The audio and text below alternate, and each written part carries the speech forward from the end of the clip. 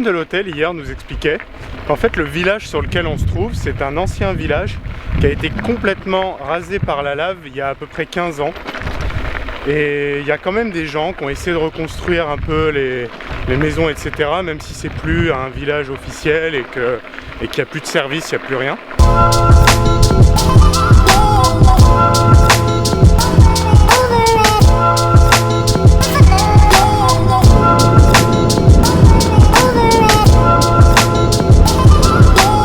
Les gens sont un peu marginaux ici et aiment pas trop le gouvernement, donc ils ont construit, on voit qu'il y a quelques petites maisons qui ont été reconstruites, mais ça reste que c'est complètement volcanique, il y a de la lave partout.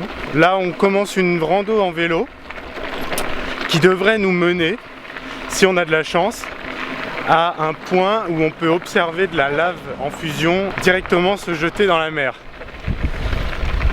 Alors bon, c'est quand même mieux d'y aller la nuit parce qu'avec les lumières de la lave, etc.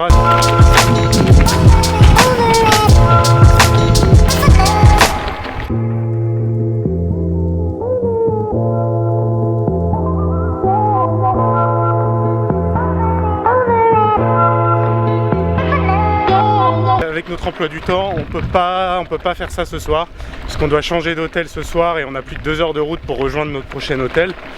Donc là, il doit être autour de 10h30. Donc j'espère qu'on pourra en voir quand même et que ça aura un rendu intéressant. On verra ça à la fin de la rando qui normalement dure une demi-heure, aller simple, en vélo. C'est pour ça qu'on a pris des vélos, ça va beaucoup plus vite.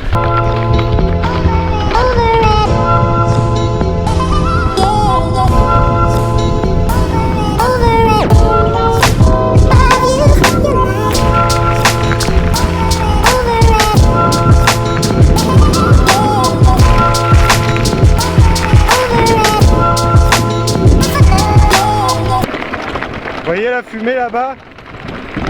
C'est là où il y a la lave. Donc là on vient d'abandonner les vélos parce qu'on est arrivé à un point où on n'a plus le droit de circuler en vélo. Tout le reste de la rando ça se fait à pied. On va essayer de se dépêcher parce qu'il y a un méchant nuage qui arrive là derrière nous. Alors ça rafraîchit un peu mais j'imagine que pour les photos ce sera pas terrible. Bon, il y a tellement de fumée qu'on peut pas voir la lave. Là il y en a un paquet qui vient de tomber je pense parce qu'il y a vraiment un gros amas de fumée. Malheureusement on ne peut pas se rapprocher plus parce qu'il y a des barrières de sécurité. C'est déjà très impressionnant de voir ça. Parce qu'en vrai on est quand même très loin.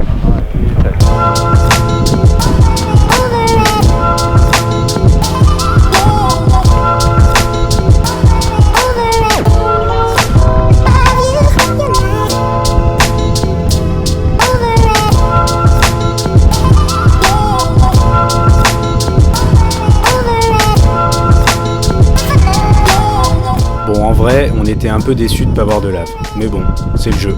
Pour nous consoler, Terry nous a trouvé une petite source d'eau chaude pas très loin du volcan, avant d'entamer nos 2 heures de route direction Kona, de l'autre côté de l'île, où nous attend notre nouvel hôtel.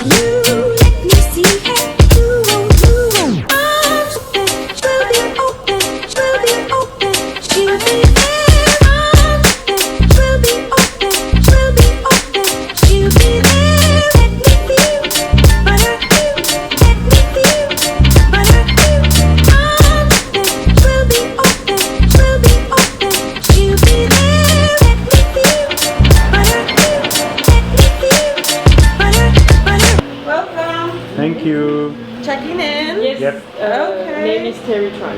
Okay. Your keys. Thank you. And it's up the stairs right here. Up, second floor, to the left. Ok. Okay? Et bienvenue à Kona. Et on a la vue sur la mer. Bon, ça sera mieux demain matin. Il faut savoir qu'il nous a fallu quand même 2 heures pour venir jusqu'à Kona. Et on a fait exprès de prendre une route qui était un peu plus longue parce que sur les conseils de notre hôte d'hier soir, cette route-là, en fait, elle permet de voir beaucoup plus de paysages. Donc toutes les images que vous avez vues juste avant, c'est la route spécifique qu'on a pris qui est un peu plus longue mais qui est beaucoup plus agréable parce que l'autre route qui était beaucoup moins longue, c'était une autoroute classique et on n'aurait rien vu et c'est pas notre but.